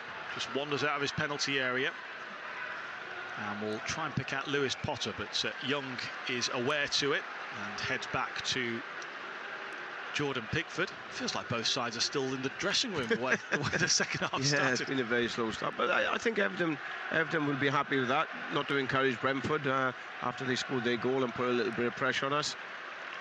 But this is how you want it when you're playing away from home. 2 massive games, of course, to come next for Everton in the league. Home games against Luton and Bournemouth. Don't want to use the word must win at this stage of the season, but they are big games. Aston Villa to come on Wednesday in the League Cup at Villa Park. All those games live on Radio Merseyside. Idrissa Gana Gueye has it for Everton. Trying to slalom his way through the Brentford midfield. Everton have still got it though. Onana plays the ball back to Tarkowski. He's inside his own half. Ashley Young, with his experience, moves the ball forward to Doucouré. Now, good positive thinking here from Everton. Doucouré comes forward into the Brentford half, gives it to McNeil, turns it to Onana. Gana Gueye forward to Beto, holds off his marker, back to Onana. Left hand side to Mykolenko, and now Dwight McNeil. Interchanging with Mykolenko just by the angle of the penalty area. Branthwaite floats the ball in. It goes over everybody. Some good old tussling going on there. James Garner has gone to it. He's right by the corner flag, and he's holding off 2 Brentford players there. Eventually Brentford do get the ball, but Garner is still going. Garner is down, but he picks himself back up. Mads Roerslev he's tussling with. Roerslev gets the ball away, but there was some appeals from the away end for that to be looked at there as Garner went down, but to his credit, he picked himself back up. Everton on the ball. Onana forward to Doucouré, leaves it for Ashley Young on the right-hand side. Turns it back in for Amadou Onana. Dwight McNeil, all this going on outside the penalty area. Brentford perhaps more intent on staying in shape than actually getting the ball back at the moment. This is McNeil. He's a long way out. He's in line with goal, trying to find the killer pass, which is cut out by Collins, and now Brentford will break. It's Brian Mbeumo takes the ball over the halfway line. He's running to Idrissa Gana Gueye and Branthwaite and Mikalenko, and collectively they take the ball off him. Long ball forward from Everton, picked up now by Brentford as Roeslev gets the ball up to Mbeumo on the halfway line, inside to Norgard, and the ball intercepted by Gana Gueye, picked up though by Jan Iltz, who's put the ball out of play. Everton throw in. There's a tit for tat going on between Doucouré and Branthwaite at the moment. Yeah, there is. Yeah, I think the midfield from Everton have rattled Brentford. I think, especially in the second half, we continued to close them down. We've continued to put them under pressure, not let them have them free passes in midfield, which then Brentford make mistakes passing the ball, and then we turn the ball over and we keep the ball. Nearly 11 minutes gone in the second half. It's 1-1, and at the moment it's very much Everton taking the game to Brentford as opposed to the other way around. I was speaking to one Everton journalist at half-time who said in a sort of a knowing way, he said, "We'll lose this now." I said, where's your positivity? But it's that sort of nervousness, isn't it, of knowing you've had great chances and knowing what football can be like. Yeah, one thing for me, James, I've noticed when we do put DCL them, about to come on, by the way. when we do put them under pressure, and we're in their final third, I just like us to see us move the ball a little bit quicker, just to pull Brentford out of position a little bit more, and then you might get that killer pass to get somebody in. Dominic Calvert-Lewin readying himself to be introduced here. Maybe we'll see more of that as Dwight McNeil takes a free kick and puts it into the penalty area. Tarkowski with the header. It's Onana! Oh, and it's just wide again. Amadou Onana with the header. Got something on it off Tarkowski, aimed it towards goal, but it goes wide of the near post. Yeah, nice free kick again. Nice free kick again from McNeil. Far post, headed back across the goal, just a little bit too far, and Onana just out of reach of it, I think, a little bit on that far post. So when Dominic Calvert-Lewin does come on, I think it'll be interesting to see who he replaces. You know, because for me, Beto has held the ball up very well. He caused the two centre-backs a problem. He's won most of his headers. You know, when you don't realise how much relief it gives off the team, and it sets our attacking phase off more quickly. Branthwaite back to Pickford. Wisso running into the penalty area. Pickford passes back out to Branthwaite. I mean, one thing you would say is that in terms of options on the bench, they've got more, haven't they, than at times last season, because with both Danjuma and Calvert-Lewin to bring in, I mean, those are the sort of options which Sean Dyche just did not have towards the end of last season. Of course, yeah, and they're game-changing players, you know, because they've got pace and they've got power and they've got athleticism. James Garner plays it to Ashley Young, back to Garner. All this around the Brentford penalty area. Fourth official been given his instructions that Dominic Calvert-Lewin is about to enter the fray. Idrissa Gana Gueye pauses just outside the penalty area, squares it to Onana. Now Tarkowski with his right foot floats the ball in. It's a header from Beto, but it's wide. What we've now got to be careful is, you've seen, I remember it last season when Everton had a corner, Brentford broke really quickly. We are now, our two centre-halves are probably 10 yards inside the Brentford half at times, and we just got to be careful that we don't get exposed to the breakaway. St Helens women leading 10-6 against Leeds at half-time in their playoff semi-final at the Totally Wicked Stadium. You can hear live commentary on that through the BBC Rugby League website. Widnes trailing 24-10 at Featherstone. That game also live as well. We're on air till 8 o'clock tonight, and hopefully we'll be talking about a result of some sorts here. Brentford 1, Everton 1. As we approach the hour mark. And one thing I will say is that Brentford don't seem to be in much of a mood to take this game to Everton. But as I say that, it's Wissa who gives the ball to Mbeumo. He tries to return the pass, but it is cut out. And McNeil holds the ball up, gives it to Garner Gay, who just slips as he digs out a ball to Beto. Beto couldn't quite get the control he would have wanted on it, and it allows Collins to pass it back. Young winning the header over Lewis Potter, and now Brentford angle the ball forward. But for me, James, I can't understand this rule. I can't understand. It was a free kick. He's played advantage. Yeah, he's played advantage. Brentford have got good control of the ball, and then it's almost as if it's like it's in rugby. When in rugby they got an advantage, they kick it, and then if they're not, they bring it back. Similar things seem to happen in football now. It's like a conditional advantage. Yeah. You know, he's kicked the ball. He's had good possession of the ball, and he's kicked it and tried to play a long diagonal ball which didn't come off, so he brings it back to the free kick. I think it's crazy.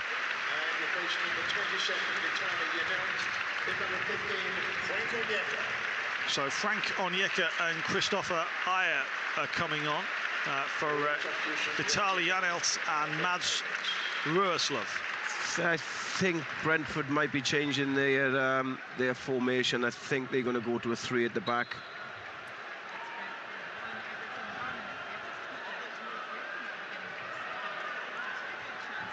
Yeah, it does look like they're changing things a little bit, because neither of those are that's what you call a recognised fullback. Lewis Potter seems to have gone up front, up in the centre forward position. Yeah, so they're playing 3 at the back. Dominic Calvert-Lewin just standing in the technical area, although it appears that Sean Dyche not quite letting him run on just yet.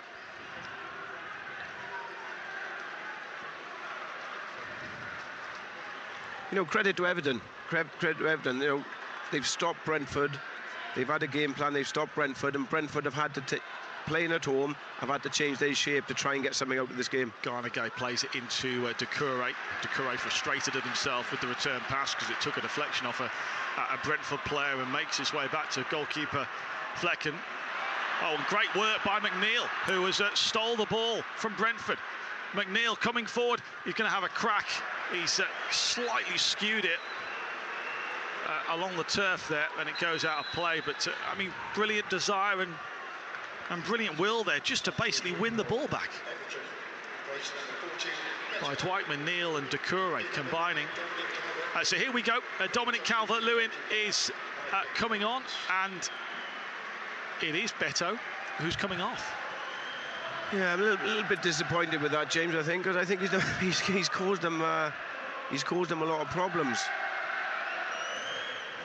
Beto gets his name sung by the travelling supporters, but we're going to have to wait a little bit longer, it would appear, if we're to see Beto and Calvert-Lewin partner each other. Yeah, I can't really understand what his way of thinking behind that, because I think Beto, like I said, he has caused him major problems up front. But not a bad sub to make when you can introduce Dominic Calvert-Lewin, who is running around like he's got a point to prove at the moment. Brentford through Jensen, knocked the ball forward, but Everton win the ball back through Onana. But Brentford doing their utmost to win the ball back for their side as well. Onana is pulled down by Onyeka, and there's a free kick to Everton just by the centre circle, which Everton, in fact, Tarkowski is going to leave that for Jordan Pickford to take. Frank Onyeka of Nigeria, but known to Brentford through the Norwegian connection. Used to play at Midtjylland. Here's Pickford with a long ball up front. Tarkowski winning the header. Onyeka trying to get something on it, and now Mbuemo will try and drive the ball away from Brentford, but Onana not letting him get away. Great play, Amadou Onana. He's won the ball back, and now Dwight McNeil gets the ball into the area. Ethan Pinnock has to head away from the 6-yard box. Everton just not letting Brentford dwell on the ball at all at the moment. And we've got a free kick to Brentford, but Sean Dyche won't mind giving free kicks away like that because it's done out of desire. Yeah, and it's we, like I said, we played on the front foot.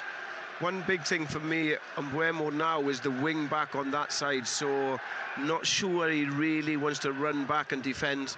So for me, Mikalenko, if he can get forward and push Mbuemo back, he's not really a defensive type player. Everton throw in. It's been pretty much the boys in blue in this second half. Can't think of any chances of note from Brentford's point of view. That's got to be a corner. It is, as Young angled the ball down the side of the area. It took a deflection and goes out of play. Listen to the noise from the Everton supporters. Everton shooting, by the way, in the direction of the Everton fans. And Dwight McNeil comes across to take this corner. Brentford have flooded the penalty area with their own players. Now they've got some good height in there, haven't they, Everton, with Branthwaite and Tarkowski and Doucouré. Calvert-Lewin, of course, there as well. Just a pause in something going on involving, I think, Doucouré. And the referee is talking to Abdoulaye Doucouré. So we have a pause. It's a very quiet stadium, isn't it, at the moment? Yeah, it is. Yeah. I don't think the Brentford team are giving much for these fans to shout about. McNeil with the corner, right-hand side. It's a header and it's gone in! It is 2-1 to Everton. It's James Tarkowski, the captain, who slides towards the corner flag. Everton have the lead for the second occasion, and could it be a rare away win for the Blues? It's Brentford 1, Everton 2. Good quality cross in the box from the corner from McNeil. I think Brathwaite's done really, really well to pin the goalkeeper, which allows Tarkowski to get a free header, probably 5 yards out. Well, that was a set piece. Sean Dyche will love that. Corner taken, right-hand side. Tarkowski steams in. I think it was Doucouré making a nuisance of himself for the keeper. Tarkowski had it about 4 yards out. Keeper's had to back off because Doucouré's done really well. Well, I must admit, I mean, Lewis Potter has his arms all the way round Doucouré there, like he's just purely manhandling him, nothing more, nothing less. So, but it's nothing more than what Everton's deserved. Yeah. And now the goal does go in after all those missed chances, and they've got something to defend. Danjuma is about to come on. Who said Sean Dyche didn't like to go for it? Everton 2-1 up, and he's about to bring on a striker. It'd be interesting to see where Danjuma comes on. I'm assuming he'll come on for Ghana. Whether or not they put McNeil this side and Danjuma that side, because Mbuemo won't track back. It's been a heck of a lot more positive afternoon for Everton than it was last week at Arsenal, but a lot of work to be done. Free kick to Brentford, floated in, bobbles around like a pinball. I'm not sure where it is at the moment. It comes out there like out of a scrum, and then eventually it hits the side netting. I think it was about six players all within the space of a yard of each other. I've lost sight of the ball entirely there. It just seemed there was a melee of bodies putting their bodies on the line. There were so many players in one space you couldn't even see the ball. It's a corner after all that to Brentford, but talk about playing for the shirt. Cross comes in from the left-hand side, but Ashley Young runs with the ball and is shielding it from Jensen, and now it's Everton who could break. It's Abdoulaye Doucouré, takes the ball across the halfway line, plays it inside to Idrissa Gana Gueye. Forward now to Mikalenko, who turns really well, left-hand side. trying to make himself a nuisance, gets the ball across, and Calvert-Lewin was waiting in there. My goodness me, that was great play down the left from Vitaly Mykolenko. Yeah, again, like we said, because Mbeumo doesn't really want to track back, Mykolenko's got forward. It's pushed Collins out into the wide area, areas where he doesn't want to really go, and he sort of just beat him with ease. Well, Everton, I mean, those fans are turning it into a home game with the amount of noise they're making at the moment. It's a corner from the left-hand side. Garner to take right in front of the Everton supporters. Swings in. It's a dangerous one. It's headed away by Brentford. I thought Dominic Calvert-Lewin might get something on that for a second. But it's clear by Brentford, and Ashley Young passes back to Jordan Pickford. Steve Stone gives Danjuma his final instructions. Long ball forward now towards Calvert-Lewin, who, with a little bit more space, maybe a couple of centimetres, might have had time to take that beyond goalkeeper Flecken, who came out to rescue the ball. Pickford's played it long, straight down the middle. I think Calvert-Lewin thinks Pinnock's going to clear it and totally misses it. And then it skids off the surface and straight into the goalkeeper's hands. I think it's fair to say this has been Everton's most positive game of the season so far in terms of chances created, desire, will. Yes, there has been the odd mistake, but overall it's been a much more positive picture. And now Garner has won the ball, plays into the path of Dominic Calvert-Lewin. 3-1. Everton get their third. Dominic Calvert-Lewin gets his first goal of the season, and maybe, just maybe, seals a precious 3 points for the travelling Evertonians, who go wild in the away end. It's what we've talked about all game. Pressure from the midfield, nicks the ball. I think it was McNeil on this occasion, nicks the ball, wins it in midfield, plays a great weighted pass in behind for Calvert-Lewin to run on and slot the ball home, and it's 3-1. Everton are buzzing at the bees. It's 3-1. Did you see that scoreline coming before tonight? No, we didn't, but it's nothing more than what they deserved. Well, Amadou Onana's coming off for Danjuma, who's going to be introduced.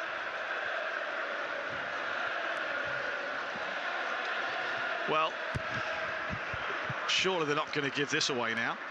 2-goal cushion with about half an hour, about 20 minutes to go. Aaron Hickey's come off as well for Brentford. But listen, hopefully you can hear the noise coming down the microphone from the Evertonians.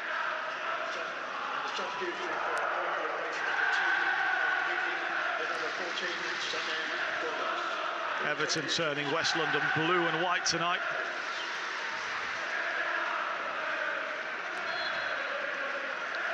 So just a change for Brentford to make you aware of.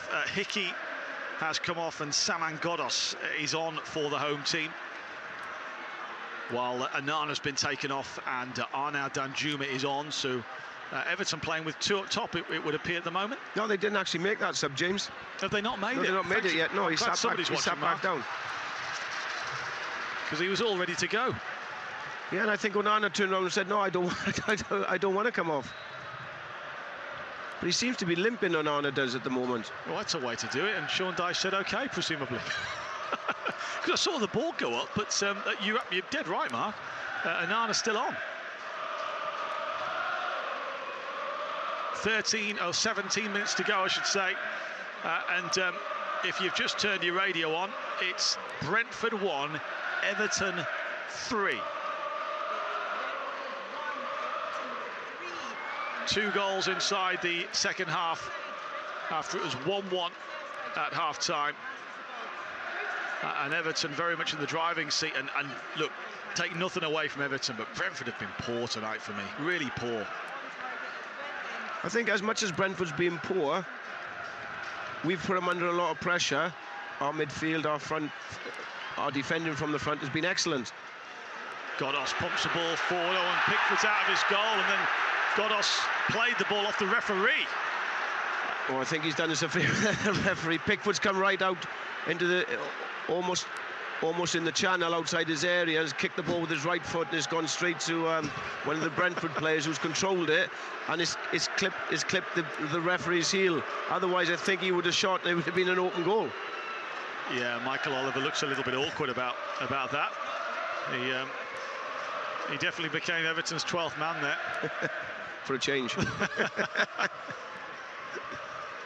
So Everton lead 3-1. Doucouré, Tarkowski and Calvert-Lewin. 2 goals inside 4 minutes for Everton inside the second half. Tarkowski on 67, Calvert-Lewin on 71.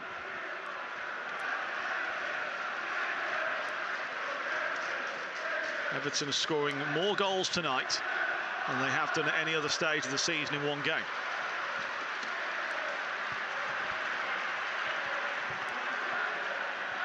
Brentford on the ball at the moment, inside the Everton half. It's a diagonal ball, floated towards the Everton penalty area, and there's an offside in that as well.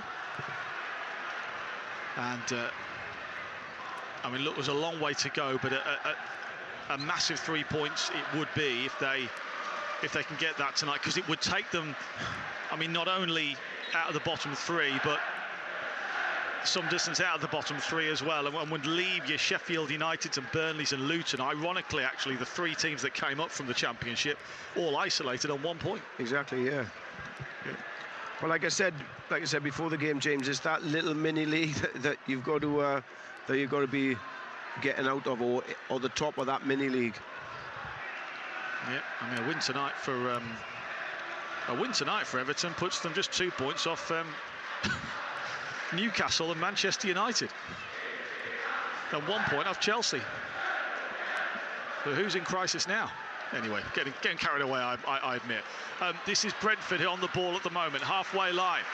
Diagonal ball all the way through to Mbeumo, who runs into trouble, and Everton comfortably picking the ball up now. And now Dwight McNeil tries to run away from Mbeumo. He's caught Dwight McNeil. I mean, that's just sheer will and guts that has won himself a free kick there, Dwight McNeil, and a yellow card as well for Brian Mbeumo. Right, the substitution take 2. Amadou Onana's coming off for Arnaud Danjuma.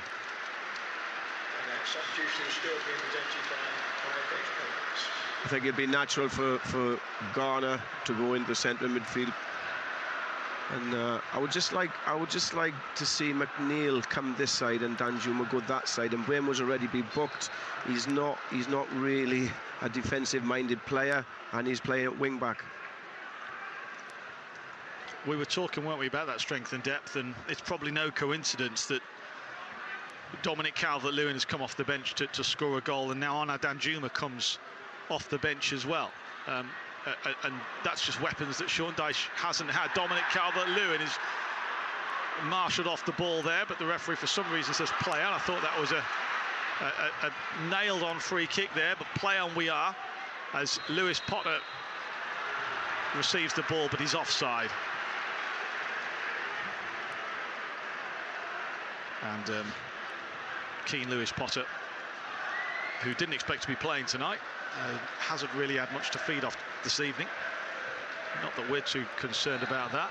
Yeah, we spoke before the game if it affect Brentford in any way, and quite clearly it has. This will be Brentford looking to avoid their second defeat of the season so far. But still time, and still a little while to go. 12 minutes to go. Radio Merseyside, but Everton leading by 3-1.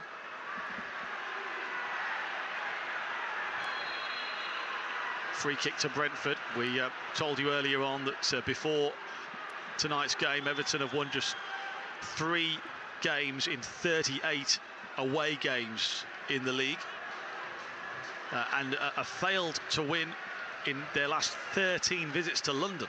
So there's a few records that are on the line tonight, or a few stats on the line needing to be broken, and still a little way to go and a bit of work to do before we can get over that line. But if they can continue how they are at the moment, then anything is possible. Brentford on the ball at the moment. They take the ball over the halfway line. They get it over to that left-hand side. This is Godos, the substitute. Looks to cut in from the left, angles the ball towards the end. It's Mbuemo. He caught it awkwardly, and Pickford claims the ball at the near post. I expected Mbuemo to shoot that a little bit harder than what I thought. Take the shot a little bit harder. I think he was frightened of McNeil closing him down. Ashley Young fires a ball down the right-hand side to Dominic Calvert-Lewin, who, with two Brentford players behind him, manages to win a throw-in off Godos.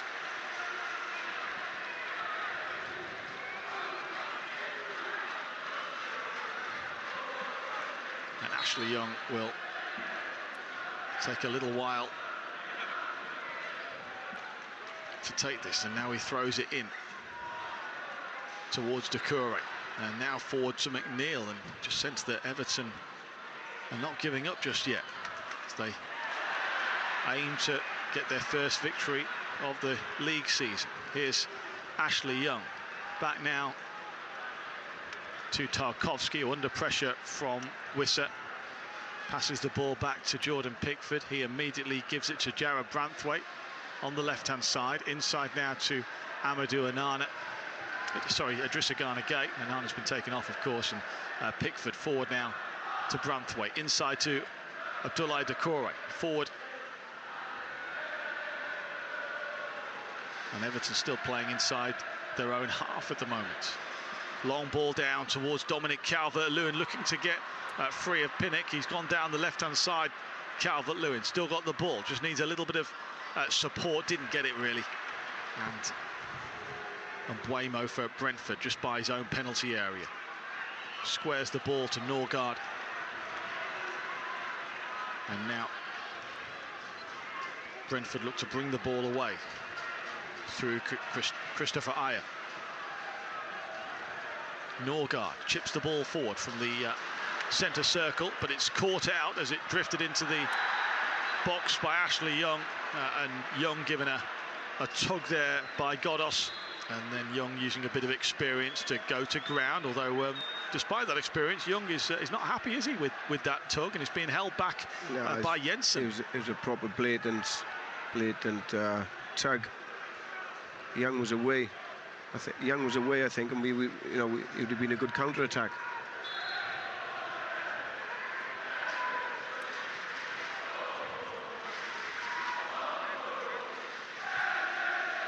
The football phone in on the way after this game, of course. Ian Kennedy alongside Mark Pembridge taking your calls. We're on air until 8 o'clock tonight.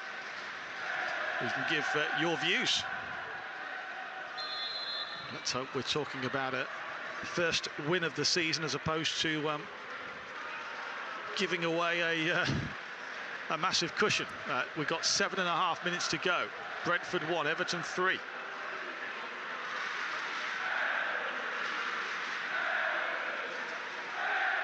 And it's the supporters in blue who are making all the noise at the moment in that corner. Hope your son's having a nice time. Yeah. He's obviously, because we attend a lot of the London-based games, he doesn't really see him win that often. Well, so you can tell him that it has been 13 matches since Everton have won in London.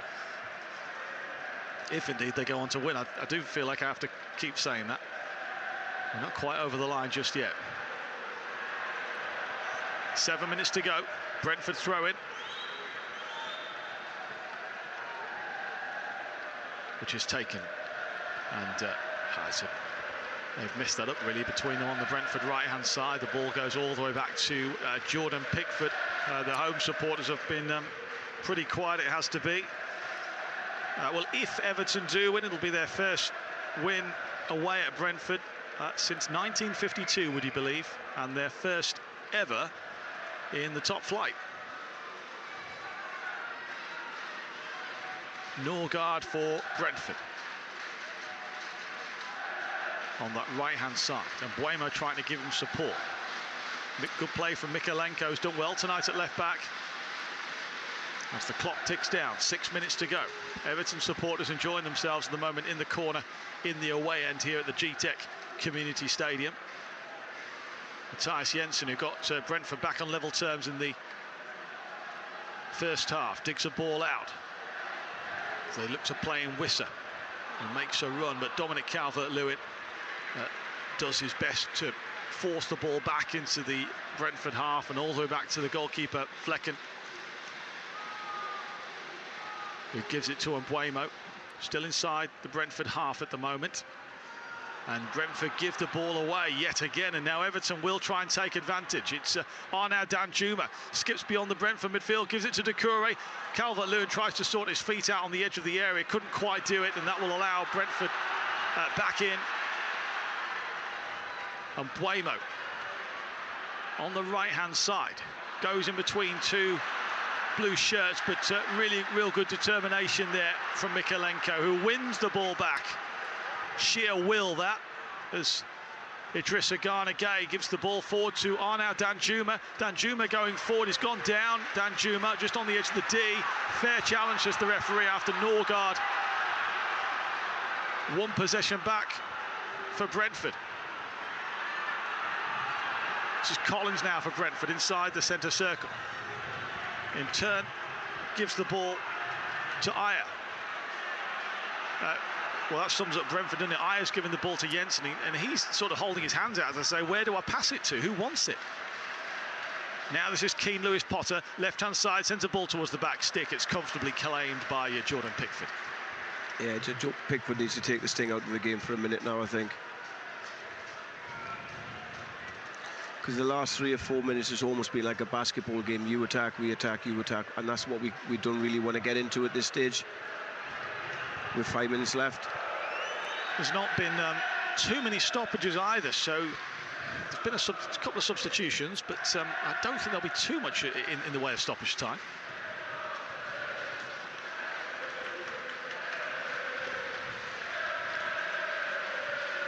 Well, Tranmere Rovers won on our first commentary of the afternoon, beating Accrington 2-0.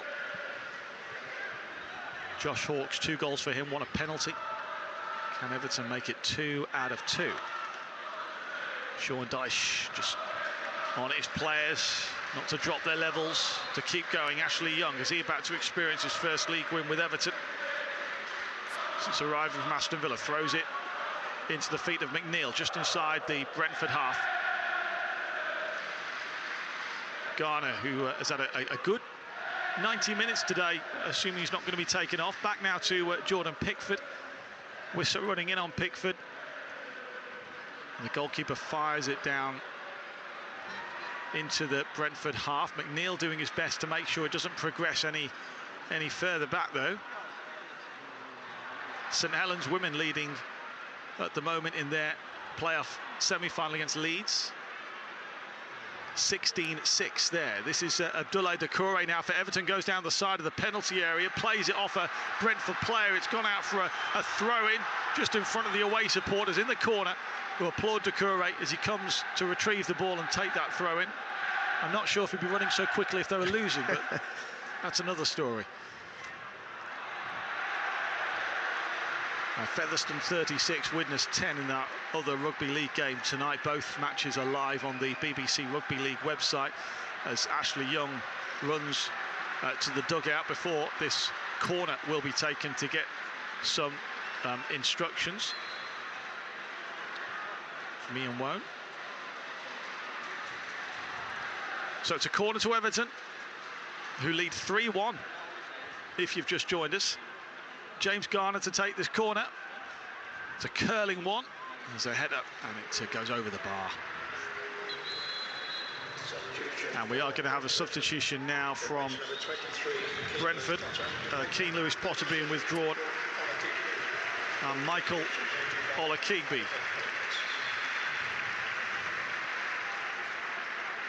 is Lewis Potter's replacement. Olakigbe, just 19 years of age, has come through the academy here at Brentford. It's his only his second substitute appearance for Brentford in the league. I think he might have started off at Fulham. I think. You have him? Yeah, I think I had him as a scholar. I think he signed a 2-year scholarship, I think, and he didn't. They offered him a pro contract and he declined it and came to Brentford. but don't quote me on that. I think that might be him. Mark Pembridge, of course, used to oversee the youth system at Fulham. Brought through Harvey Elliott amongst others. Here's Brentford on the halfway line as they look to do something about this Everton side, just doing everything in their will to win balls back. Great example there of Dwight McNeil, who talk about lost causes. This has been a totally different showing, hasn't it, than the one we saw against Arsenal. On it from the off, just pure desire and grit, and as you've alluded to, Mark, just forcing Brentford into error after error. Yeah, I think a lot of it's stemmed from the midfield, the amount of pressure they put on the Brentford midfield. The olays now from the Everton supporters. And we've not heard that for a little while. 6 added minutes we're going to have. I'm not too sure how they can find 6 minutes off. Yeah, that's so, yeah. But that's the way it seems to be now.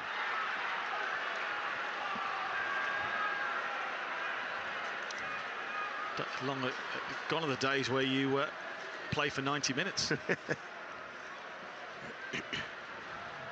Brentford on the ball at the moment as they go down that right-hand side, and there's a foul by Branthwaite, and a yellow card as well for Jarrad Branthwaite. Yeah, I think I would have taken that one's a good foul. If anything, is a good foul that he's got. And Mbeumo was going away from him, and he looked as if he was in a threatening position. So free kick. It's level with Everton's penalty area, right-hand side. You never want to concede, but a goal now would just make the final 5 minutes more nervy than you'd ideally want. So Mbeumo to take it, swings it in, it hits a couple of players, goes high up into the air, comes back down. It's a goal kick, and that will wind down the clock a little bit more. I think Sean Dyche is probably trying to say to the referee, what is it, where have you got that time from? Not sure. Yeah. He's complaining about something anyway.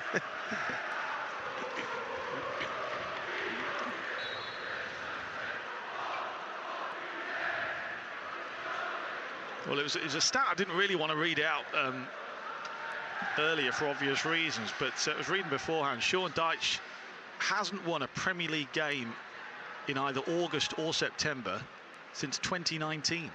Wow. Hopefully he's going to break that one. As Brentford get the ball up to Ola Kigbe, left-hand side, tries to square it, hits the shins of Tarkowski, comes back out now for Ayer. Christopher Ayer leaves the ball for Norgard, who swings the ball over to that right-hand side. It's fizzed back in from the right, but Everton clear through Branthwaite, and it's helped on by Dominic Calvert-Lewin. Doucouré up there as well. Pinnock puts the ball out of play. Everton throw in, and they'll take their time over this just beyond the halfway line. Gene, I don't think we realised this. To have a big centre forward up there that can hold it up, that can be a nuisance, that can relieve the pressure off the rest of the team. You know, Beto's done it until he's come off. Now Calvert-Lewin's done it as well. Brentford on the ball at the moment as we have around 3 minutes to go. Everton 3 minutes away from getting their first league win of the season.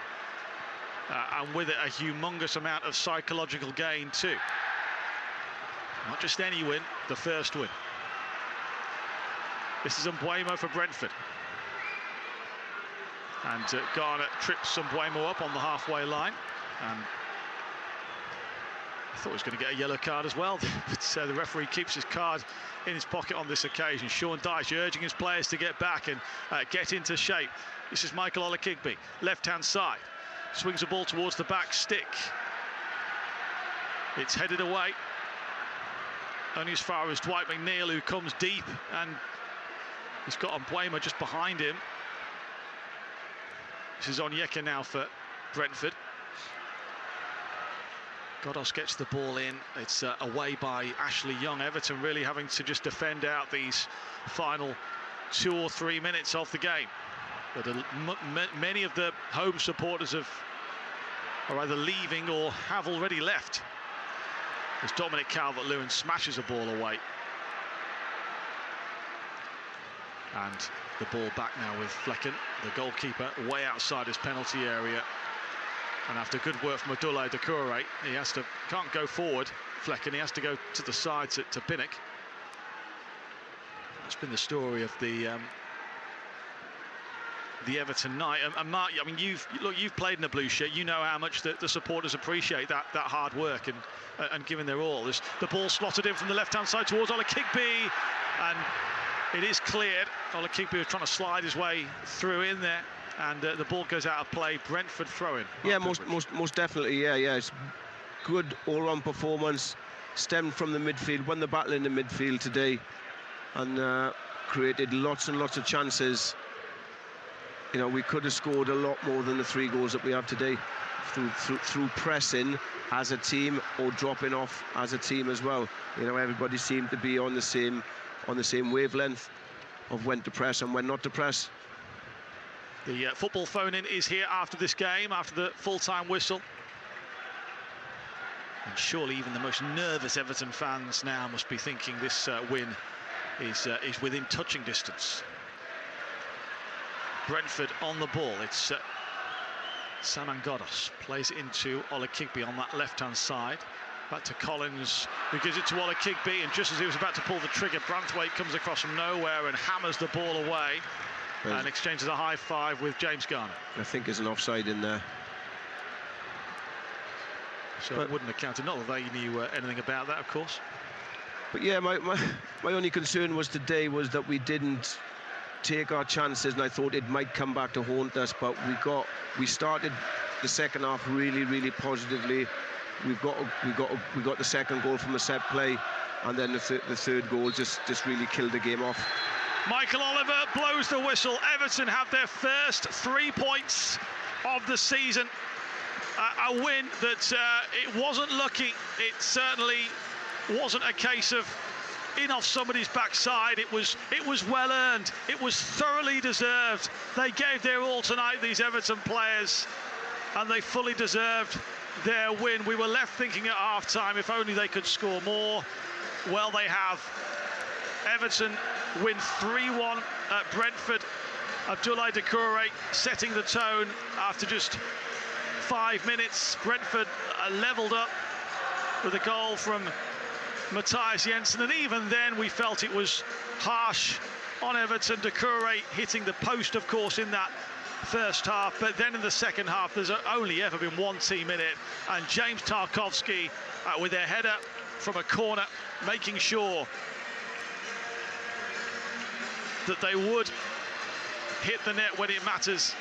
And then just 4 minutes later, Dominic Calvert-Lewin, on as a substitute, seals the points as he dinked the ball beyond goalkeeper Flecken. Brentford 1, Everton 3. It's their first league win of the season. It's their first win in London since 2021. Carlo Ancelotti was the manager last time Everton won in the capital. That was at West Ham on that particular occasion.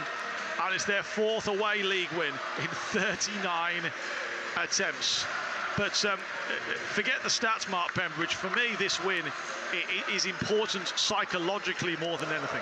Yeah, but from the first minute right until the last minute, we were the better team. We pressed really well.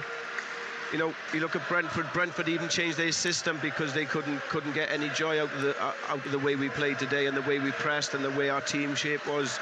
You know, the question we're asking now is, can we do that on a more regular game-by-game basis and build upon this? 2 really good home games next against Luton and Bournemouth, I think it is. You know, so a really good opportunity to go and pick up points and climb that league and get out of the bottom half of the table. And if you're Luton or Bournemouth, you look at this result, don't you, and your heart sinks. This is what you don't want. It does, yeah. And you know, it was such a positive performance from what I've seen. Obviously, the last game I went to was the Aston Villa game, and it's like chalk and cheese. We played fantastic today. There was an energy about us. There was a pressing. There was closing down. We created chances, and I can't really see I can't really remember Pickford having to make a save like he does week in, week out. And, you know, there wasn't one opportunity where you think, oh, Brentford should have scored there. You know, so credit to our defence, credit to the team, the way we played and the way we defended. I thought our team shape was fantastic today. And it just goes to prove, doesn't it, how far, and you must tell this to your youngsters, you know, whether you're playing in the under-9s or whether you're playing professional, it's will and it's grit and it's determination and it's wanting to win more than their opponent. And coming down to basics, I felt Everton just wanted it more than Brentford. Yeah, no, we call it them things that come for free. You know, the things that come for free, you can run around, you can chase, you can tackle, you can close down. That should be a given week in, week out.